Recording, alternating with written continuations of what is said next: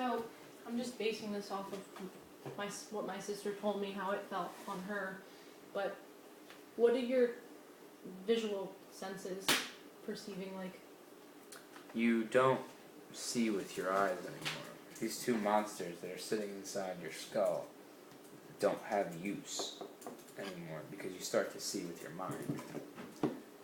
Your perception, it's something that everybody feels is so legit. And now the example I'm about to make is quite trivial, but it has a lot of substance to it. It has a lot of dexterity to what is pure perception. And it was quite a long time ago I'd seen it. It was a video, and what the gentleman does is he does this, like the F sound off of his lip using his teeth, and he's going, but he puts in a media, and the media is pa, pa, pa. And what happens is, since your vision overrides your perceptions, it rules your perception with an iron fist, that it then translates these two different things, and you hear fa, fa, fa. And that is due to the fact that your vision just takes over. And it is something that your body and your brain, it's hard for it to, I don't know, amalgamize this and make sense of it. And alone, that is a dissociation. And with that, if I were to watch that now on this, I'm going to, and it's not because that I've already seen it, I'm going to understand that it's not real and that it is a trick. Okay. And that's due to the fact that I'm picking it up and my hearing is working just as well as my perception. Okay. That's interesting. I think that's the McGurk effect.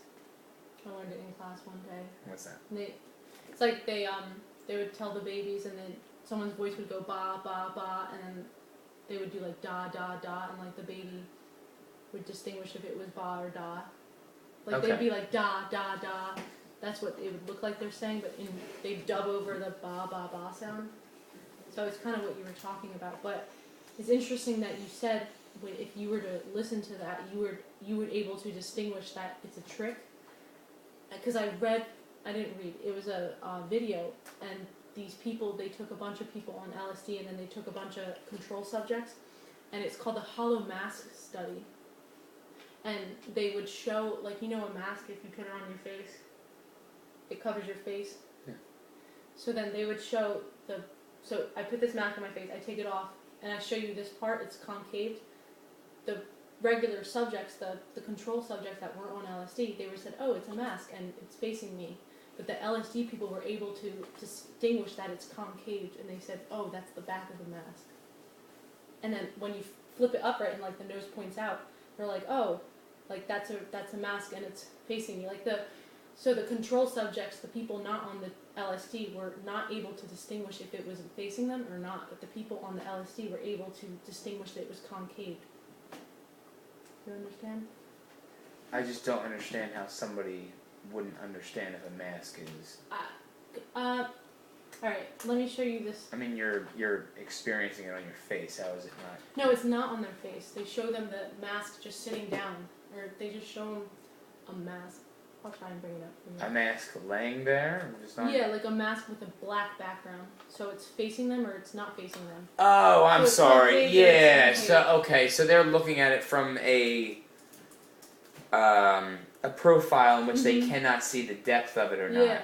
Okay. Yeah. That's actually. So it's almost what you know. It's funny. Okay, If you were to go on the internet right now and find any kind of visionary tricks, like if you've ever taken those pictures in a book and put them really close to your face, and then, oh, look at that. You're able to pick that up when you're on these things because it's there. It's already there. So you don't have to do some kind of dissociation with your eyes by bringing it really close and making it blurry to then bring it out to see it. Okay. Because you can just pick it up. Okay. Yeah, that's interesting. Yeah, it's very interesting. Well, it was like, because it reminded me of just in a different context, the ba or the ba. Yeah, it's actually it's kind of it's in a almost different like you can pick context, it up. but it's also exactly the same. Yeah. I just thought it had relevance. Yeah, to it what does. we're talking Yeah, it about. has complete and utter relevance. Yeah. So when you're pretend you're on these, or you're having your experience, does music and sound heighten?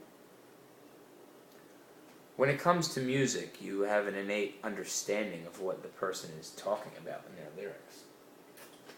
Okay. It's funny because you're not assuming either, and it's another to bring it to filter. You also filter out bullshit, and when I say bullshit, I'm talking about music that has absolutely no heart to it whatsoever.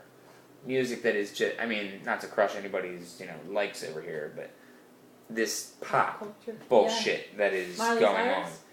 on. Any artist that is out today, not any, but anybody who is doing things for the dollar has no heart in what they're doing.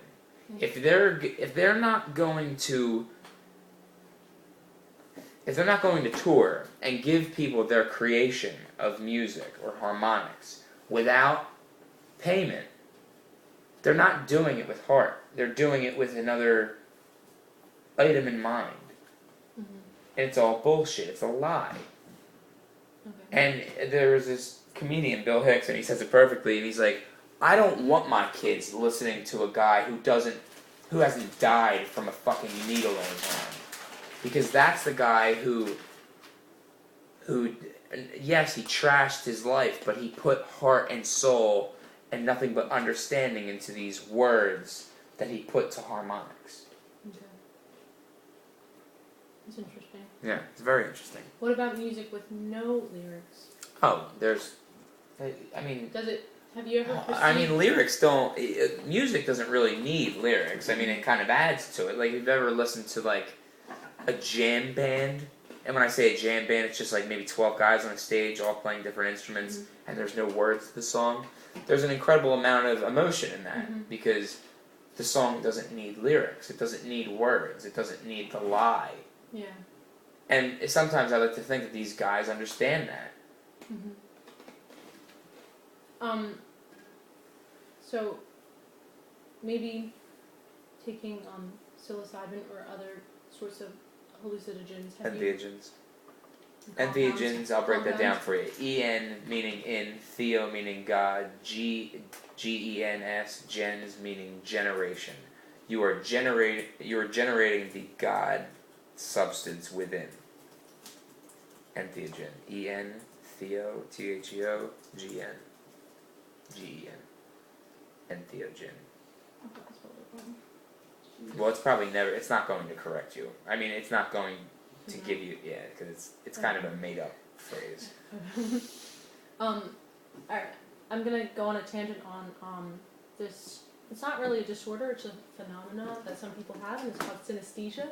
Synesthesia? Have you ever felt, if you might not know what it is, it's when certain senses combine. So if you're listening to music, you see colors around you, or you feel colors, or if the letter A has a certain color. This has no relation to music, but I'm incredibly connected with my ex-girlfriend's aunt. She's not.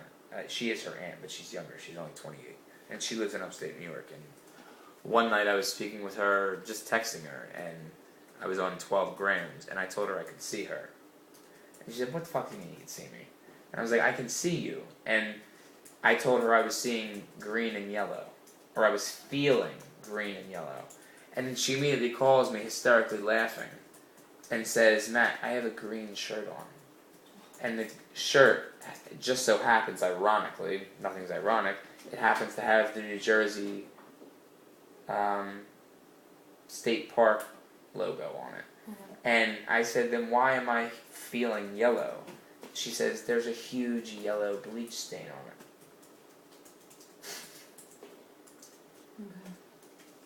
And you might sum that up to coincidence, but it's absolutely That not. sounds like an out of body that you were able to sense, but you weren't there. Yeah, well, I mean, you could very much say I was, because I saw her, You know, because like to go back to this information or medium that is between us all, it's something you can. Like for example, that is probably an example of my astro traveling. Okay. That's interesting. Yeah.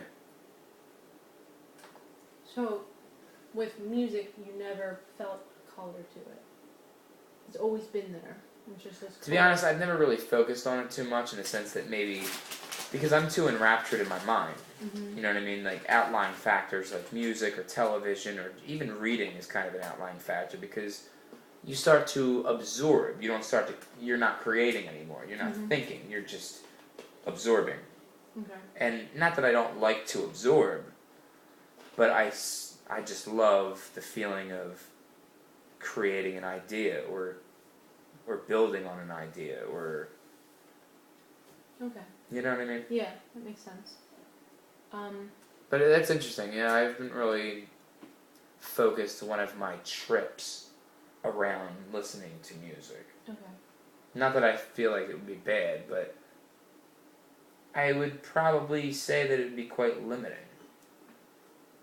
Like if you were to only think about that. Yeah, and I would also say it would be quite lazy as well. Okay. This one guy. Because, for example, like we unconsciously turn the television on to stop ourselves from thinking, Yeah. and you know you don't think about that because, or somebody would argue, oh well, I think when I watch TV. No, you don't. You absorb.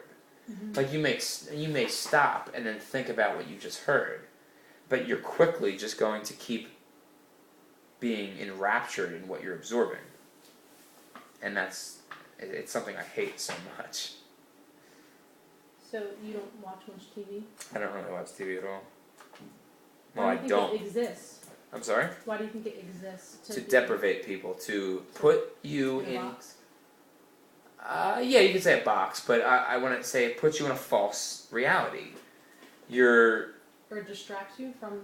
yeah, of course it distracts you from what's going on. Like, for example, like I was saying earlier, people are too worried about getting to work on time, or people are too worried about where they're going or how fast they're walking, and what they should really be focusing on is possibly the sky above you and the infinity that is right above your head.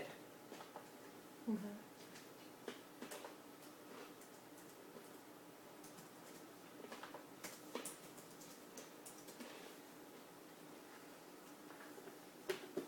So how are you feeling now?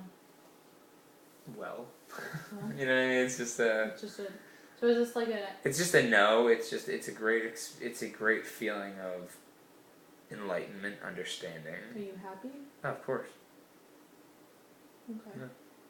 Yeah. I can't ever complain anymore. You know, it's Okay. you don't judge, you don't complain, you don't. It's kind of, well, I mean, this entire few hours of me talking is more so my opinion, Yeah. but it is also very much a fact. You know, because I mean, the only thing that's true in this life is your opinion and music. Mm-hmm. And with that, I mean, I don't really know where to go from that. So,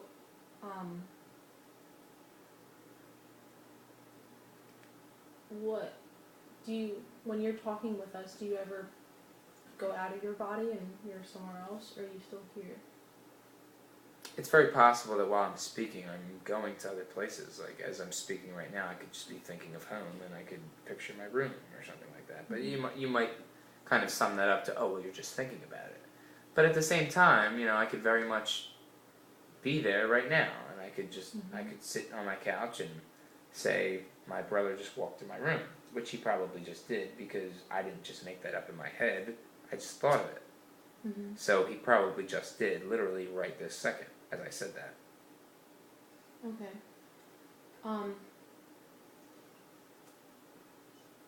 Have you witnessed other people besides your friend that were on shrooms and they have different experiences than you?